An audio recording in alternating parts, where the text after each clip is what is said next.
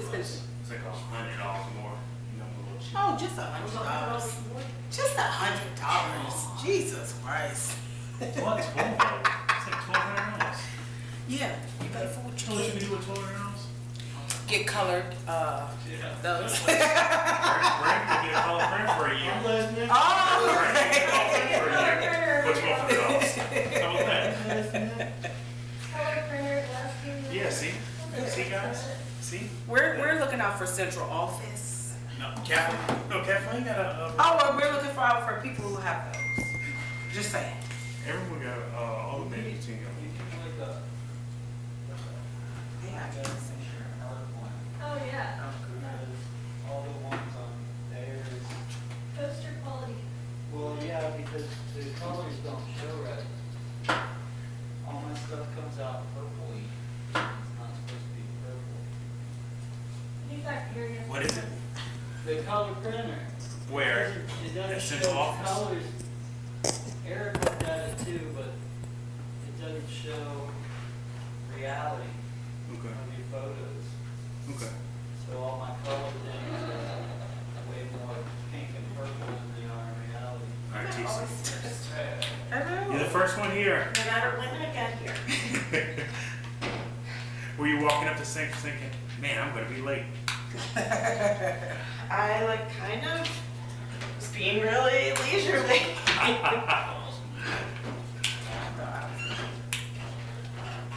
It's toasty out. Very. So I think most of y'all know my daughter, Lex, and this is her first summer. Today she's just texted me, she's like, it's brutal. And they are starting earlier and earlier. Tomorrow they're starting at 6 to try to like get ahead of it, but Wow. at 6 this morning it was already 70, so. That's true. It's not cooling down at all at night either. Tomorrow's supposed to be worse, but it does look like the back end of the week, we're supposed to get rain again, as if we need any more of that. But we don't need any more grass to cut. Yeah.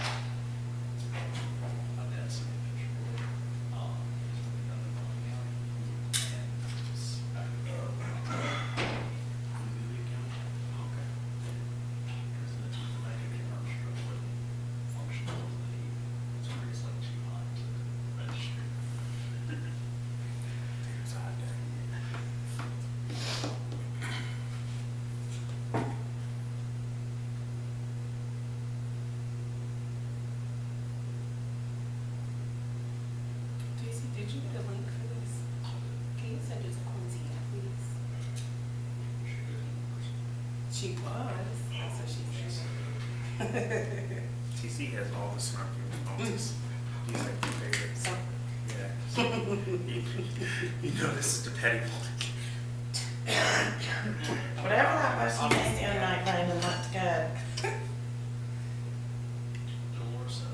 He's not listening to me. I was talking to Brandon. Whatever you cooked the other night looked good. Yeah, it was bumping. I was like, Father's oh. Day. Yeah, it must have been. Yeah, I guess it was Father's Day. Yeah. That was like a week ago. So I'm delayed, but it's in my memory. Hi, your hair looks great. Thanks. Is it just the two of us so far? Yeah, I would like to shave my head. It's too hot. Yeah, I'd like to shave my whole body.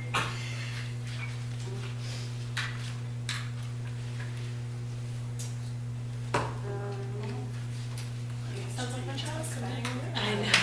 I didn't realize that Alex had done it. He was like, "Maya will be here tomorrow." I was like, "Oh, really?" And he was like, "Yes." And then I made a reservation. And I was like, "Oh, I thought you'd forget, so I made one too." And he was like, "Oh, you should cancel yours." Yeah. I was kind of surprised to hear from it, but I was like, maybe I shouldn't say anything to Barbie. This is big No, surprise. he knew, or I knew. Oh. Well, I mean, in like an ideal world, he would like be in bed. Like she could be like, "Hey," and then he'd be like, "Out for we'll see." I'm assuming he's a daycare all day. He is mean, just the lifeguard. Maya is like, I'm sure it's gotta be awful. Because there's presumably no shame. Should we? We can't vote on anything, if it's the two of us. So you'll be ready by Did you, yeah. I mean, we can wait until 6:05. This is pretty. But it's someone, so we can, Maria, your hair looks amazing. Thank you. It's very glamorous. Thank you. That's our Cowboy Carter hairdo. Thanks. We go to do beautification, to pick up trash, to dig in the dirt, and here comes Maria, somehow looking fancier than I ever looked, but she's in like a t-shirt and leggings. I was about to say, yeah, wait a minute. But she just look, and I look like a mess, and we loved that though. That was Yes, like the it best. was We're like, fun. what? You're gonna give us a whole bunch of flowers and let us dig in the dirt? Yeah, it looked nice. Have you been by? I haven't been by It looks good, to see yeah. you. I need to go over Mhm. stock the pantry. Yeah, I can't. Cool. And Yeah, I'd like to see how it looks. I wasn't able to make it for the last one, but I'll get the next one. well, there's a lot of like a million cigarette butts everywhere. But there was nothing. It was just bare in the front. And so we planted flowers all.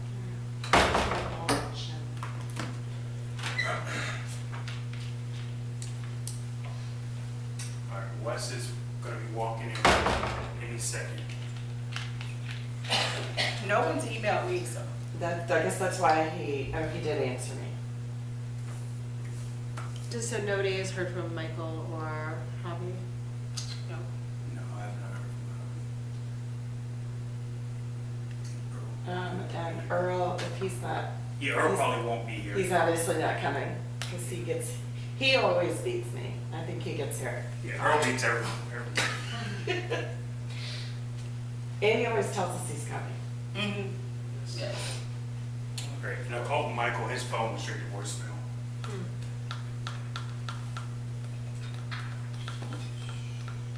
He's blocking your calls. No, it didn't ring one time. It went straight to voicemail. I don't think that's a lot. I know that one, guys. Come on. He's like, I ain't answering that.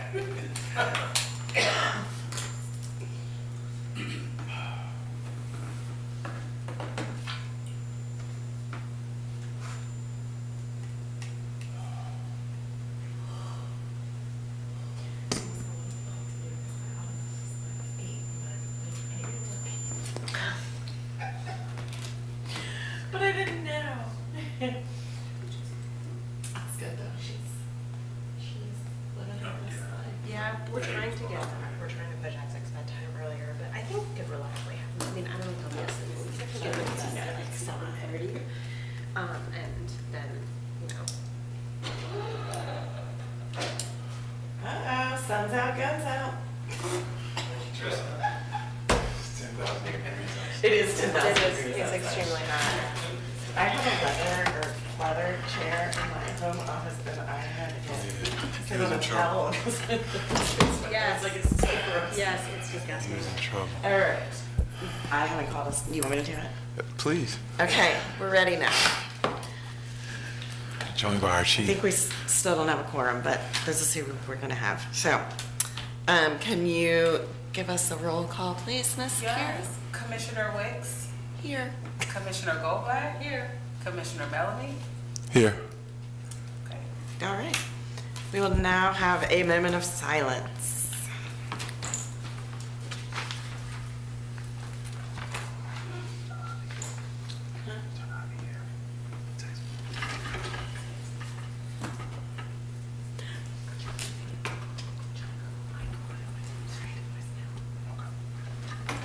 Okay. Next up, general announcements and meeting dates. We have our next board working session coming up on Thursday, July 10th at 6 p.m. and our next regular meeting Monday, July 8th at 6 p.m. The redevelopment committee meeting is every first Thursday from 3 to 4. Admin redevelopment meeting every third Thursday of the month at 1. Safety Committee every second Wednesday of the month at noon, and the Resident Services Committee every second Tuesday of the month at 1. Can I just also add that we have we didn't put it on the agenda, we have the board retreat on July 12th. That's right. Correct. Commissioner Javier just parked. He'll be coming in just a second.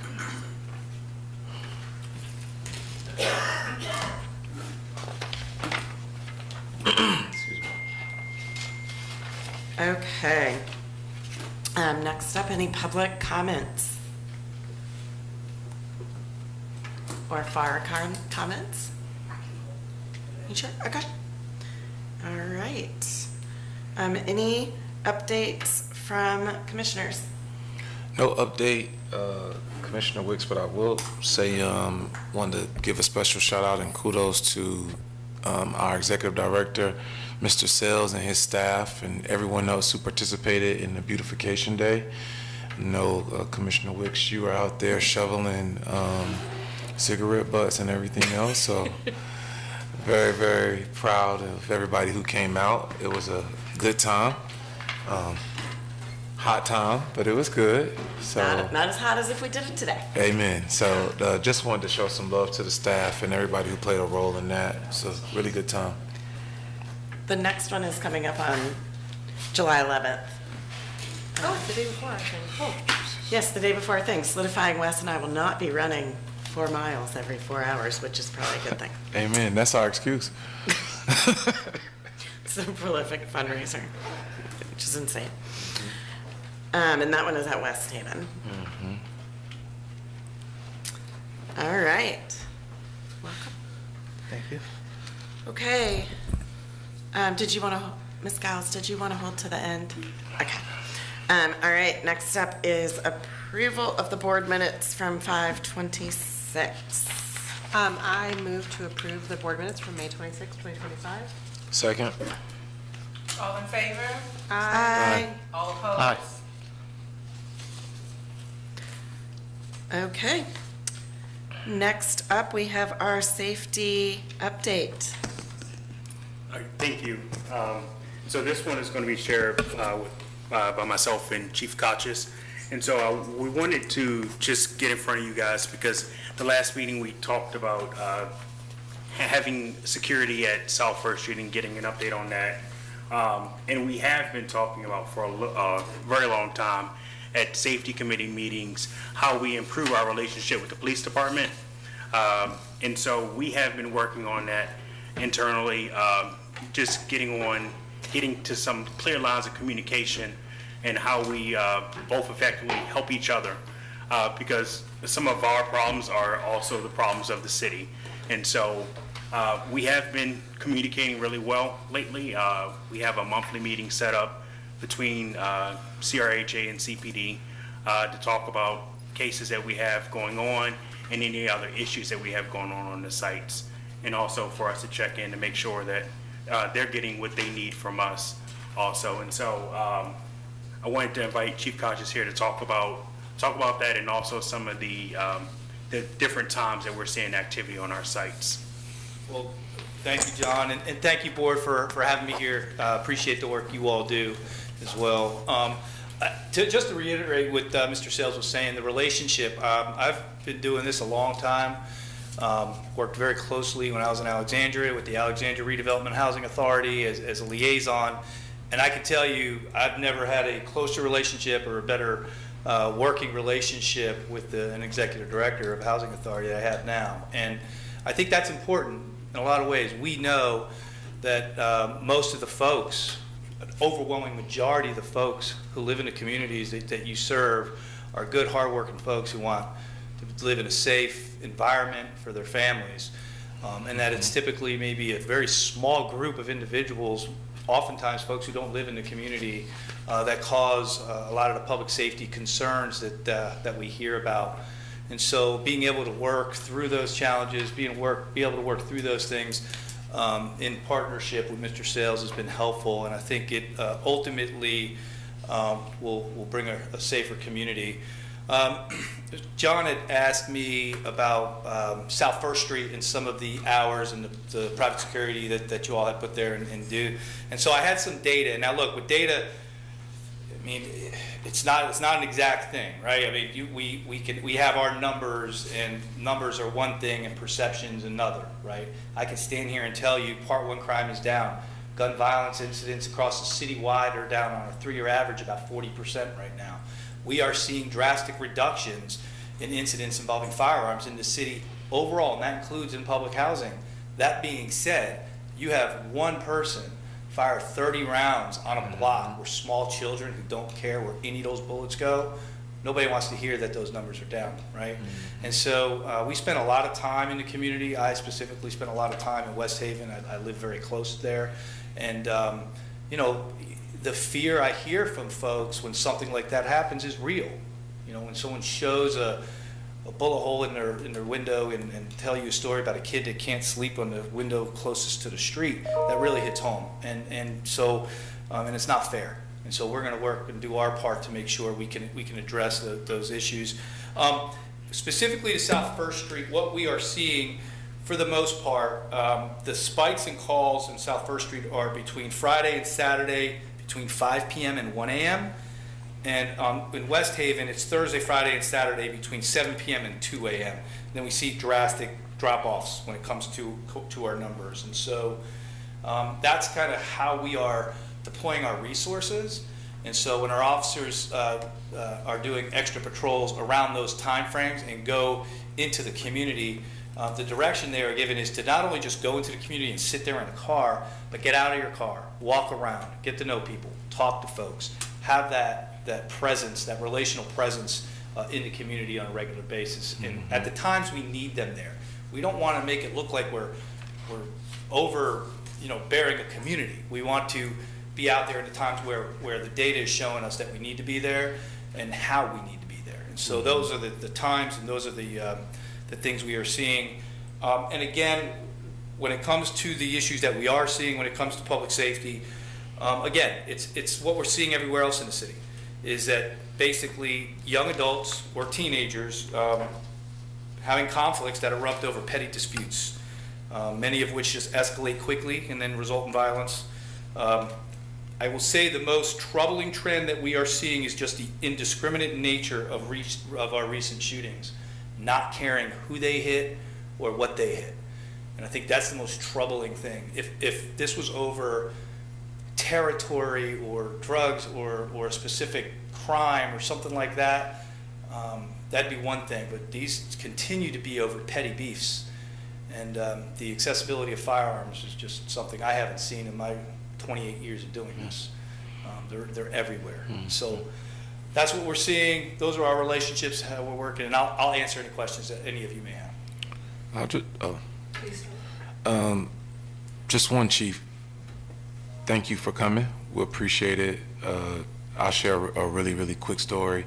A couple of weeks ago, I was out in West Haven late night, and there were some shots that were fired, and I was there and kind of talking to folks, and particularly a young lady, was like 15 or 16, who was, much like she was describing, just hysterical, very sad, very upset, traumatized.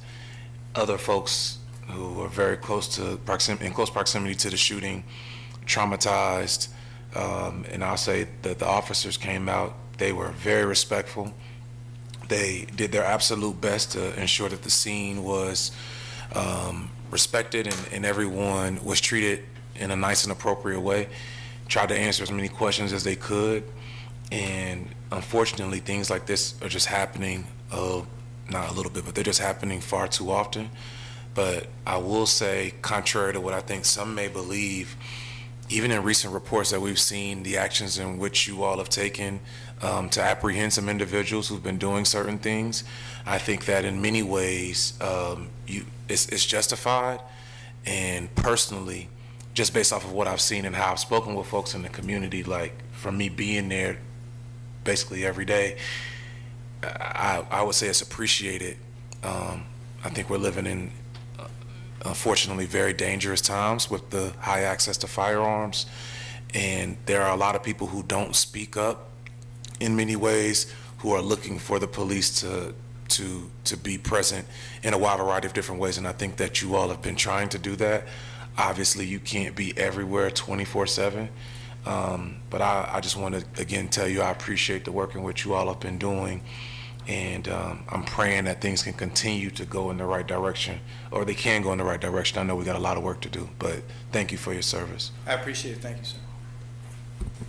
So I had a couple of questions about some of the things that you shared. So you said there's a 40% reduction in gun violence across the city. Does that, do you have more granular data on that? Does that include, is it down in our communities too? Or is it down in some areas and up in some areas? Do you know? So I would have to dig into the different specific neighborhoods. That's citywide over a 3-year average. And what I'm talking about are gun-related crimes. So it's incidents like aggravated assault involving a firearm, robbery involving a firearm, any incident involving that would have involved a firearm. So I could probably dig down into the, like you said, the granular detail of what's West Haven look like, what's South First Street look like. We don't have that right now, but we could probably get to it. Could you also, can you, maybe I shouldn't ask this, but could you speculate about why? Do you have any sense of what's been working? I think one of the things when we talk with city council about it would be helpful to us to know if you have any sense of why it's down. As we as a city, I think, try to deal with this, and especially in our role, try to think about how we best can try to get a handle on some of the violence in our communities. So I could really only go back to, it's been 2.5 years now this month, right? When I got here, I remember the first probably 3 months I was here, we had 4 homicides in 3 months, and I think we were averaging a shots fired call a day. And we were just coming out of COVID. And I remember a community meeting that I had over at the Old Trinity Church near the dairy market. I was told there was going to be 10 people there. I think it was packed, right? About 400. Yeah, it was crazy. So, but what that showed me was that the community was, and they weren't mad at the police that this was happening. It was the community was hey, we're better than this. And I say that because I'm not sure you can just say it's one thing, right? Cops love that we love to get up and say, hey, crime's down, rah, rah, us, we did it, right? That's not reality. The reality of it is it's a lot of different things. We know violent crime is rooted in poverty, right? And so to address that, you invest in people and places. I think the city in general has done a really good job at investing in people and places, probably a better job than I've ever seen anywhere I've ever been. And so that's a piece of it. The community is laser focused and involved in trying to address a lot of these things from root causes, whether it be housing and transportation, and we're continuing to have those conversations. All of that goes towards crime, right? We still have a long way to go. If you use the analogy of a goalie on a soccer field, right? The police, we're the goalie, but there's a lot of other people on that field. If the ball gets to us, then how did it get to us, right? And so I think, there's, again, it's a long way to answer your question that I don't know, but I think it's just a combination of things. I think this community specifically has done a really good job. I think the city council's done a good job. I think those who live in the community do a good job. The police department, I think we have people there now. I mean, we had 30 vacancies 2.5 years ago. Today, 33. 2. So we have resources to put out there and do and be there when it's needed to be there. But I just think it's been a whole of community approach and a whole of government approach. That's a lot of feel-good type stuff, but I think if you drill down into the data and all that stuff, I think you'd find that type of stuff works. So if I could ask just one more question, Commissioner Bellamy's story made me think about the fact that there's a lot of trauma in our community. I think trauma from people who've been here from a long time, from interactions with police and other kinds of violence, but also for some of our refugee communities, trauma from where they're coming from, and I think in current ICE raids, fear about what's coming in. And I'm wondering if you could say something about the ways that trauma response informs your engagements in the communities. I was concerned last week to see images of cops in assault gear in our communities, and for me, that was really scary. Yeah. And I thought this has got to be extremely traumatizing for our residents. And I'm wondering if you can speak to some of the tactics that perhaps you're trying to use, or some way to deal with our communities in ways that are not going to continue to traumatize people. Yes, I'll answer that. I'll take that as two questions. Sure. So the first is the fear in our immigrant community. It's real. It's real. We just graduated our first Hispanic Community Police Academy, and it was full. And I got to tell you, they're scared to death about what's going on out there. So I get it. Our Afghan community, same. They're scared to death. And the last thing I want as a police chief is to someone to hesitate calling us if they're a victim of a crime. And so we've worked really hard at making sure we're, at least at our level, there's only so much I can do. I can't interfere with federal immigration or anything like that. But that's not our job. We don't enforce immigration law, nor can we. We don't ask for immigration status. We have enough work to do than doing that. And I think we've worked really hard to try to build trust in our communities. So that's the first piece. I think that's a real concern. It's a real fear, and I'm very aware of it. And so is my staff. The second question is about tactics. So I could speak in general about why we do and what we do, right? So the incident that you're talking about on West Haven, so there were 2 search warrants that were applied for. Both of those search warrants were sealed, so I can only speak to some things of it. But they were both from the county search warrants. They involved a shooting, a drive-by shooting that was pretty bad. It was a violent incident that happened in the county. As they were putting those search warrants together, and we identified a specific house where we believe firearms and possible people who were involved in those incidents were at, it's our obligation to make sure that we go there and recover that evidence and further that investigation. Now that is very dangerous work. Think about what I said earlier about folks who indiscriminately shooting in a neighborhood, not caring where those bullets go. You know in West Haven how many little kids are running around out there. Mm-hmm. Every time I go there, I see how many kids are out here running around. God forbid, 30 rounds. Mm-hmm. And we're talking AK-47s, mm-hmm. right? These aren't just... So if folks wouldn't hesitate to do that to those kids, if my officers are going to a home to execute a search warrant for someone who we have deemed to be a violent individual and who looking for firearms involved in a violent crime that has been connected, and I say connected because we have to apply for a search warrant through a judge and get to the level of probable cause to even do that. We have to do it safely. And so we do what's called a surround and call out, which is very different than a lot of other places. So you may have seen, like, if a SWAT team goes and executes a search warrant, they roll up, break in the door, and run in the house and start clearing and doing all that kind of stuff, right? It's incredibly dangerous. You wind up doing that. People in the house don't know who you are. Next thing you know, there's shooting. You don't know what's happening. We do it a lot different. We will roll up and we will surround the house. And then we will knock and call you out and call every individual out of that house. That takes time. We're not going to rush in there. But while we do that, it's also very dangerous in the sense that what if they barricade themselves in a house? What if they take those guns we're looking for and shoot it out with the police? And so that's why we have to have vehicles that our officers can stack up behind and protect themselves. In that vehicle are negotiators, hostage negotiators in that car, so that if someone doesn't want to come out, we can put a phone into that house and negotiate with them to come out of the house. But they have to do that from a place, one, where they can communicate and speak to them, where they can hear them, so they know they'll come out and they have to feel like they're safe doing so. So there's a lot that goes into an operation like this, everything from medics on standby to, I mean, it's a multi-day planning for an incident like that. But I understand how that can look, and sometimes it doesn't look good. So I'm wondering, and I don't know if you can speak to specifics, but I'm wondering about the kind of interaction you can have with Mr. Sales or his staff to let people who are not involved with the incident know, because again, I mean, I think there's also some really good, compelling evidence coming out of sociologists who study criminals and criminalization who say that the more the police amp up their response, the more likely there is to be violence. So it invites a violent response. And I'm wondering, thinking about kids doing something that might invite someone to say, I see the police in riot gear, I'm going to level up because I'm scared.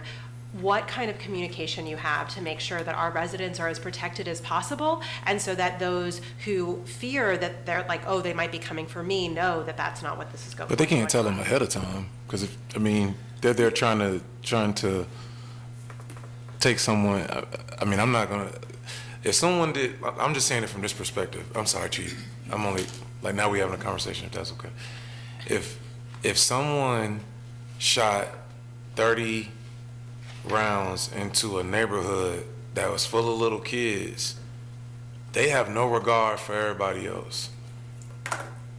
The police, in my personal opinion, I'm not a police officer, but the police, in my opinion, then have to take, they need to take every precaution they can, but then also be prepared to meet this individual with some level of force, because they've shown they have no regard. No, but what I'm asking is, can you say to staff, like, can you encourage people to get away from the playground? for Yeah, instance? so I was there that morning. I came out there that morning. I was out there talking to neighbors. I got a lot of thank yous, because like we said, most people live in the community. They know where the issues are, right? And so I was out there that morning when I got off. Like many times I come by and I swing by and I talk to folks, and I was there in the afternoon as well, spoke with folks, and we'll continue to do that, because you're right, they have to understand that this is an isolated thing. You know, I get it. There, you know, the trauma that can be, you know, the trauma that folks deal with is real, and seeing that in your neighborhood, I mean, nobody wants to see that. Nobody wants to see a SRT, a special response team, showing up and dealing with a neighbor, right? You're like, hey, am I in danger? You know, nobody wants to see that. But nobody also wants them to be able to stay in there and have these guns. We recovered firearms out of the house. So, you know, it's a balance to trying to, and we sincerely care about that community, and I'll continue to be out there and answer those questions to folks. Like I said, I was there that morning when they were there. They made sure I was there, and I was there afterwards as well. Thank you. So dovetailing off that, it's like, you know, the Hispanic Academy you have, I know community members who participate in that, and I feel like I can speak better to the Latin community, but also we have that new Afghan community they were talking about. And as you kind of navigate it, I think you hit upon a point like fear. I think you've heard that, and Scared to death. Even from me, I'll put it that way. The one thing I've been thinking about is also a clarity about the academy. Like, these are the city police compared to X, Y, and Z, and that might be an outreach effort that could be feasible to kind of clarify that. You know, you said you were doing before and after and clarifying this is for this specific reason in regards to this warrant. That could assist with alleviating some of that, and it also would clarify what efforts you have or what lines you have put down in the sand in regards to what you want to do for the city. And that could be a start to helping with fear, and that applies in general to the whole community, as you know. Absolutely. You know, until recently, when we would do a search warrant, we would just say, hey, we're in this area doing a search warrant. You know, now we put in there, we are in this area doing a search warrant related to this, what type of incidents related to, and that it is us, or if it was us in Albemarle, and no other law enforcement agency is involved, right? And so, you know, we realize we have to do that stuff, because there is this fear in the community that there's other stuff going on. So, absolutely. I think Mr. Sales has a comment or question. Yeah, sorry. I just wanted to also plug that after this happened, we did have all the resident services there to help and work with residents, as well as some property management staff to address concerns. And we are working on what that model looks like whenever we have incidents like that, but also other incidents from other residents or visitors of residents in the communities. Would it be possible for CRHA, speaking of these notices that go out to I know we have translators, to make sure that they're translated into as many languages as possible, so that, I mean, I realize this is happening rapidly, but I think it would be helpful, because if someone speaks Pashtun and they get something in English, they might say, like, I still don't know what's going on. Yeah, everything that goes out to the public gets Okay. translated Great. in all of our languages. I think it's 9 different spoken languages. Thank you. Commissioners, anything else? No, thank you for presenting. Anything else, Chief? Thank you. Thank you. Thank you, very anytime. much.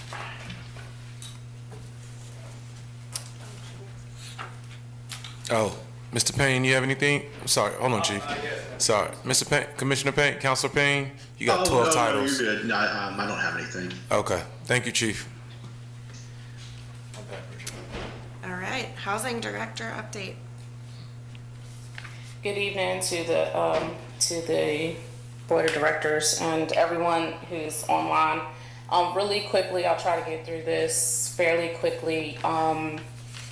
We are trying out a new format to provide better visuals, and so you will notice that West Haven has information missing. My apologies. We were at the last minute trying to work on this new format.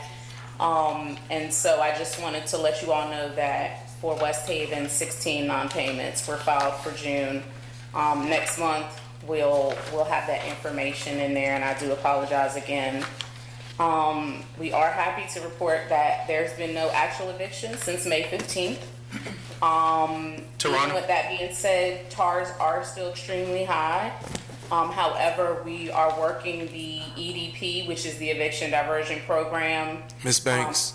I'm yes. sorry to interrupt. It's a Go verbal ahead. only. I see all you guys looking at it. It's a verbal only, I'm sorry. Okay, yeah. We'll send out the paper one tomorrow. Okay, thank you. Sorry, Ms. Banks, I don't know if you can see us. We were all looking through the packet for it, but it's Oh, I verbal. couldn't. I'm sorry. Yeah, no problem. Okay. You can continue. Okay. So TARs are extremely high. However, we are working the EDP, which is the Eviction Diversion Program, especially hard right now. We're working with our Resident Services Department and our other partners to get the TARs down and also prevent evictions. So I wanted to, that was worth mentioning. We thank everyone, this has already been said, but for Beautification Day, we thank everyone that came out and everybody that brought somebody. West Haven Beautification Day is gonna be July 11th, 8:30 to 12:30, weather permitting. We will have to keep an eye on the heat index.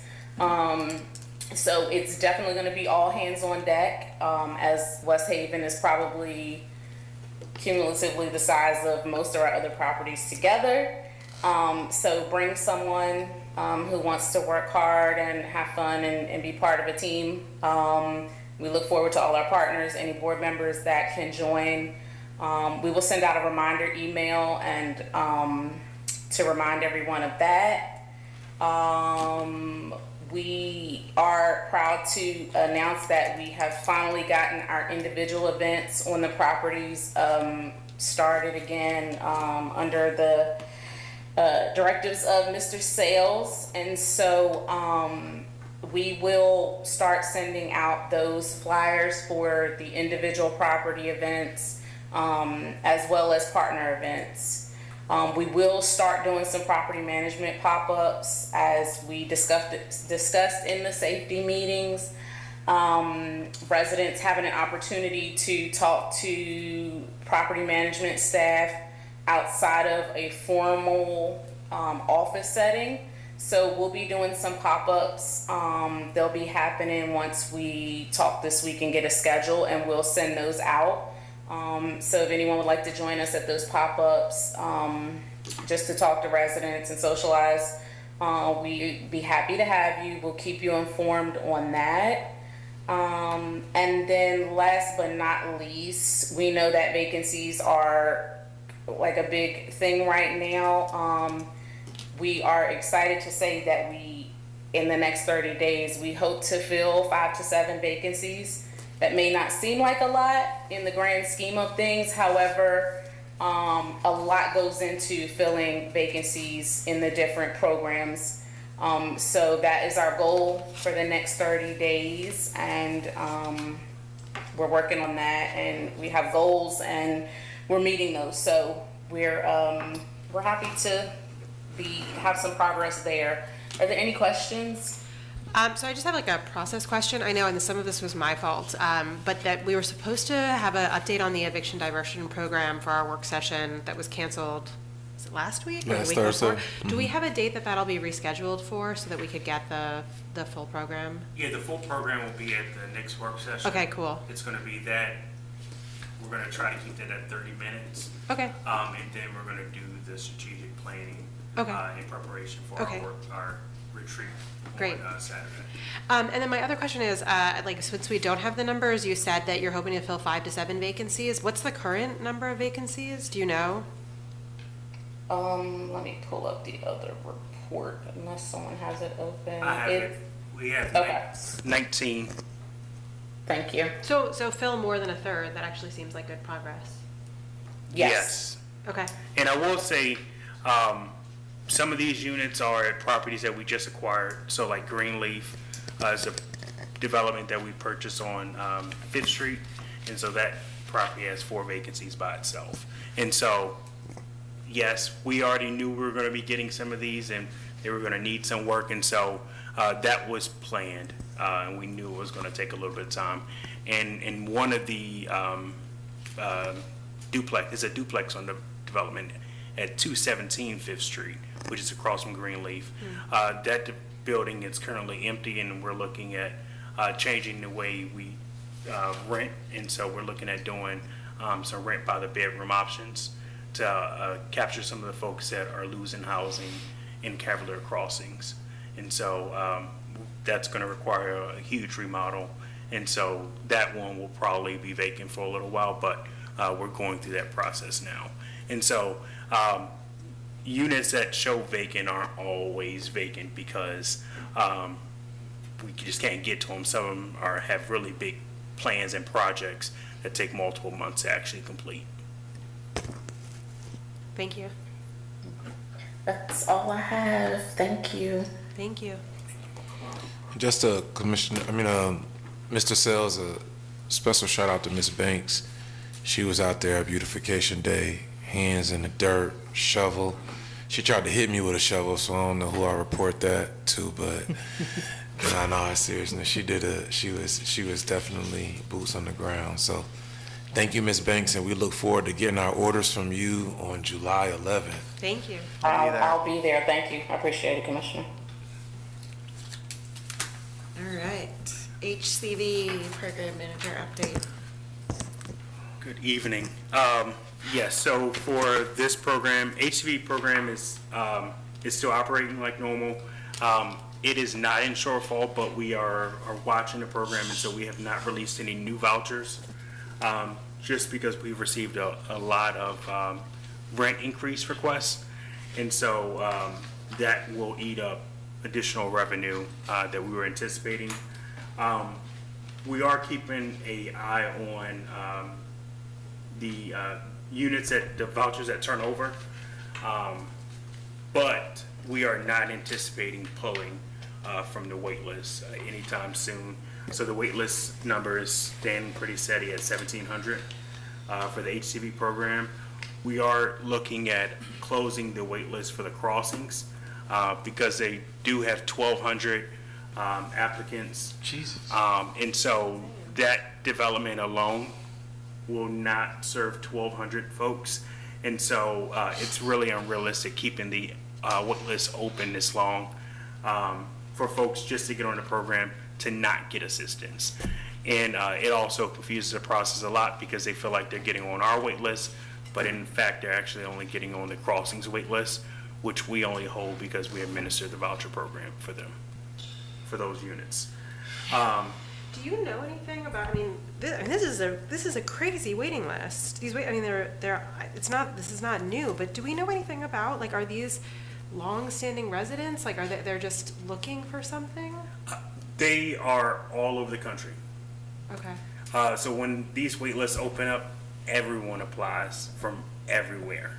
And so we could run a list to give you some data around how many are local compared to other areas. We could run that pretty quickly. But when you look at these wait lists, you're typically getting folks all over the world to apply. Because you have a very short availability everywhere. And so if you can get your name on a list and then get called, you stay there for a year, or you can do a reasonable accommodation to not even ever live there, but to port that assistance. It all depends on the qualifications. And so you can't require, I'm assuming you can't require that they be here. Oh, so we have a preference, and so our wait list has a preference system, and so it gives preference points to folks who are living or working in the city of Charlottesville. So we have a local preference.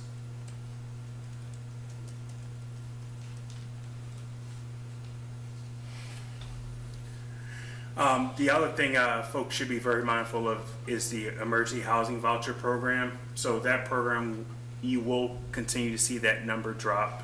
So we initially had 15 vouchers. We've gotten to the point where those vouchers sunset.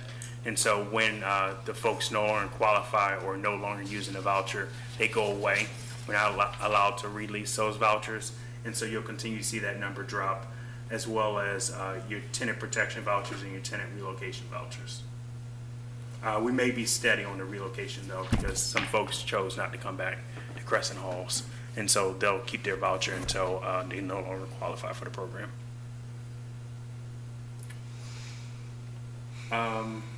We are doing HES inspections. We have a new inspector. I actually went out last week and did some QC inspections for the voucher program. And so I'm going to be working with him at least for the next month or so on the inspections. A couple days a week is the commitment I'm making. But that will improve our CMAP score. I will say I do anticipate us not receiving all of our points for HVS inspections, and that's because we did not do enough quality control inspections last year. And so we have to do a certain percentage of QC inspections. So those are inspections that our inspector has already completed within 30 days of the person either being leased up or their renewal. And so we did not hit the minimum number we needed to do. And so we have that scheduled to where I'm doing the QC inspections. And so I should get them almost all knocked out within the next 3 months for the year.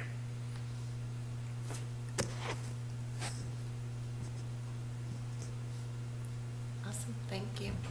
Any questions for Mr. Sales? All right, TC, you're up with the finance update.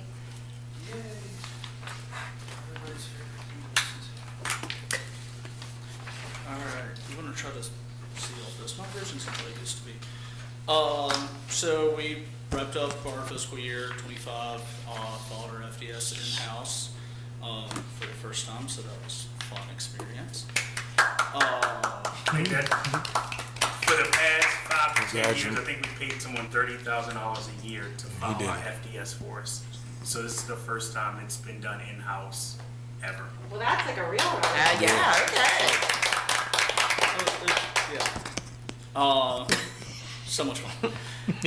So I think the first thing you got on is public housing. So we'll start there. So this is all public housing together. We had roughly $4.3 million in total revenue. 2 million of that, a little over 2 million, being the HUD operating grants. We had 943,000 in tenant rent, and we had about 1.3 million in capital fund. The big expenses, salaries, they were just shy of $1 million between maintenance and admin. Our utility expenses, always high. That's just shy of $700,000 for the year. That's water, sewer, gas. A little bit of that stormwater tax, and then trash removal. So our total net on public housing for the end of the year is about $219,000 of net income, actually. So that's where we finished out on public housing. Any questions on it? What happens to the net? Can you do whatever you want with the net income? It typically goes to like our reserve. Okay. So we're supposed to have, a couple months in reserve per HUD guidelines. So we try to, Is 200, is that an on-camera reserve? Is that So- other targets there? We should have 3 months, so HUD rule is 2 months. Our rule is 3. Okay. I think we're at like 3.5 three to and a 4 half, or something like that. almost 4. Sitting in hard cash. Okay. So, Good. And based upon the climate, we need to stay closer to 4. Okay. Because we've all heard concerns about budget cuts, the big beautiful bill, and so, yeah, we just need to be very mindful on that piece. So we have not anticipated spending the reserve. We've Try to add to it at all, or not get into it. So, next, I believe, is HCV. Pretty quick here, we had 8.5 million in HAP received from HUD this year. A little over $1 million of that was the shortfall money that got us whole from prior years where we were having to put in other funds. Total housing assistance was 7.9 million, and we end up with that net income of just over $1 million, and that is that shortfall money that was getting made up from prior years. So that basically just took care of your intercompany stuff. All right, city housing. Total rent income, just over $1 million on the year. Admin salaries are one of our bigger expenditures at $92,000. Our total utility expense on the city housing portfolio is only $96,000. That is because a lot of those tenants pay their utilities or an allowance of. Total maintenance salaries was about just shy of $120,000. And the other big expenditure that I show on here is the $384,000 of interest expense for the loan that we are paying on that.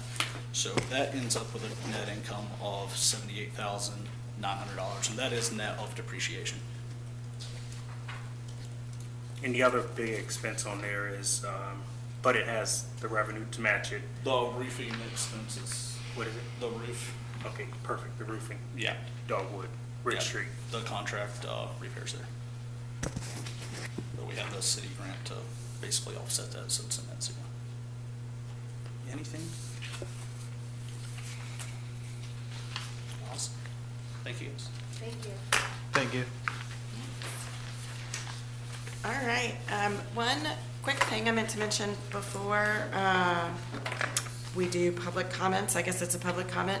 There is a tween and teen, so ages 12 to 17, field day at Washington Park this Sunday that the city is sponsoring, and it's all free from 3 to 6, so send your teens and tweens. Weather Like- permitting. Weather permitting, yes, if it's not, 12,000 degrees or pouring rain. Okay, so I will open it back up for public comments or FAR comments. They're our favorite. Good evening, y'all. Good evening. Good evening. My name is Latricia Giles, and I'm the Executive Director of FAR, and the only real comments that I have this evening are related to our youth, actually. So we will be having our first ever youth internship program starting tomorrow. Congratulations. So we are very excited about our young organizers that will be joining us. So as a community, I am asking, as we will be reaching out to just people to mentor, because that is part of what we really are trying to do, is create opportunities, because our youth will be learning how to organize. They will be going out, doing a lot of the things that our organizers are doing, but we are also working on college readiness, if those are what the candidates are interested, or career readiness. And so we are just really hoping to shape and mold folks, because they are already leaders, the ones that have signed up for the task. We already know that, but really loving on them, encouraging them, because the idea really is to activate and engage the other youth in the communities to be involved in changing. And honestly, they already know what's going on. So just being a part of the change, being driven to do the things that they are called, and whatever that looks like. So we're ready to equip them in that. So just looking for your support as we will be reaching out.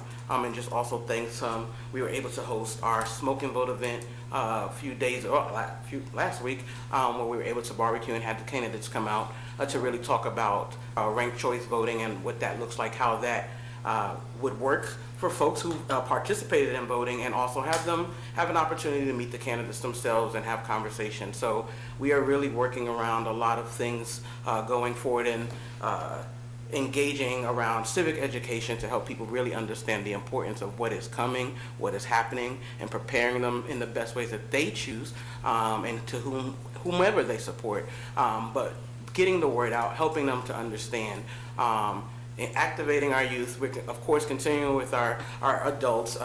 We had a wonderful, actually, bingo event as well at West Haven the other day. So shouts out to West Haven.